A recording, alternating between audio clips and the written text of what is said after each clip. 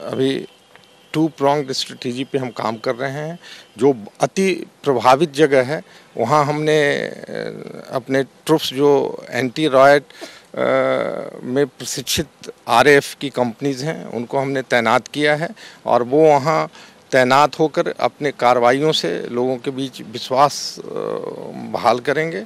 और उसके अलावे हम लोग फ्लैग मार्च और इंटीरियर्स में पेट्रोलिंग ये इसको हम लोग अभी तवज्जो देंगे। जहाँ जहाँ आप लोग जाएंगे, हम लोग बीएसएफ जब जा रहे थे हम लोग देखे कि उन लोगों के ऊपर भी बहुत सारे एलिगेशन ला रहे हैं, बहुत सारा ऐसा है।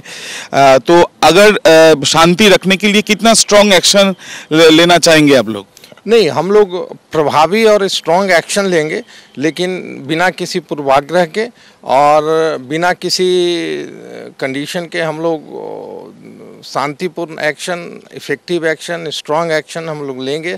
स्थानीय प्रशासन के साथ भी तालमेल है और हम लोग उसी स्तर पर कार्रवाई सुनिश्चित करेंगे। बिल्कुल, लोग मिलेंगे, अपने तकलीफ़ को बताएंगे तो हम सुनेंगे और उचित स्तर पे उनके तकलीफ़ों को, उनकी समस्याओं को हम लेंगे भी और स्थानीय स्तर पर जहां तक संभव हो पाएगा हम उनको निदान करेंगे। মুর্শিদাবাদের অশান্তির ঘটনায় এবার গভীর ষড়যন্ত্রের অভিযোগ তুললেন কুণাল ঘোষ। তার বিস্ফোরক অভিযোগ যে বিএসএফ এর একাংশের সহযোগিতায় সীমান্ত দিয়ে আপত্তিকর হামলাকারীদের ঢুকিয়ে গন্ডগোল করানো হয়েছে। শুনুন। একটা অভিযোগ আসছে যে বিএসএফ এর একাংশের সহযোগিতায় সীমান্ত থেকে কিছু আপত্তিকর হামলাকারীকে ঢুকিয়ে বাংলাকে বদনাম করার জন্য, ইস্যু করার জন্য, প্ররোচনা দেওয়ার জন্য এই গন্ডগোল করানো হয়েছে।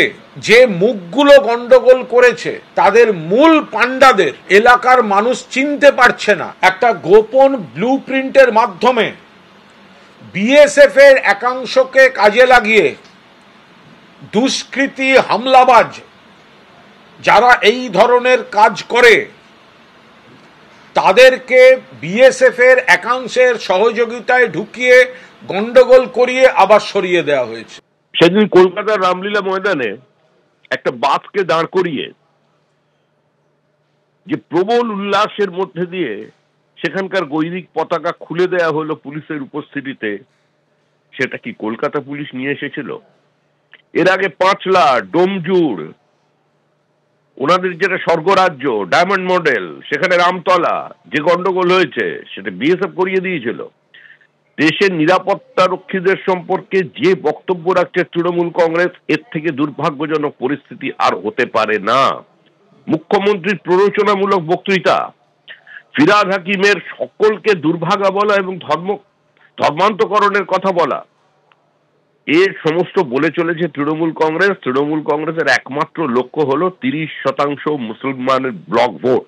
আমার মনে হয় শুভবুদ্ধি সম্পন্ন যারা মুসলিম ভাই বোনেরা আছেন, যারা মুক্ত মনের মানুষ আছেন, যারা মনে করেন যে আজকের ধর্ম হলো গণতন্ত্র, তারা এ ধরনের বক্তব্যকে প্রত্যাখ্যান করবেন। আসলে এ ধরনের বক্তব্যের এই মুহূর্তে কোনো গ্রহণযোগ্যতা নেই। তৃণমূল কংগ্রেসের লক্ষ্যটাই হলো বিভাজন, লক্ষ্যটাই হলো ধর্মের উপরে ভিত্তি করে আজকে একটা নির্দিষ্ট ভোট ব্যাংক তৈরি করা। তৃণমূলের একজন বিধায়ক তাপস চ্যাটার্জি রাজারহাটের, তিনি বলছেন কিছুদিন আগে যে আমার সবচেয়ে বড় দুঃখ এটাই যে আমি মুসলিম ধর্মে জন্মগ্রহণ করিনি। আমার মনে হয় ফিরহাদ হাকিমের অন্তত তাকে, ওই চ্যাটার্জি ব্রাহ্মণকে একবার যদি ধর্মান্তকরণ করিয়ে দিতে পারেন, ইসলামের দীক্ষা দিতে পারেন, তাহলে সারা বাংলাকে যে একটা ইসলামিক রিপাবলিকের চক্রান্ত চলেছে, আন্তর্জাতিক চক্রান্ত, সেটা আরো তাড়াতাড়ি অনেক তাদের আশাপ্রদ ফল পেয়ে যেতে পারেন। তারা শুরু করে দিন, সবাই মুসলমান হয়ে যান, তাহলে আর দেশে কোনো সমস্যা থাকবে না।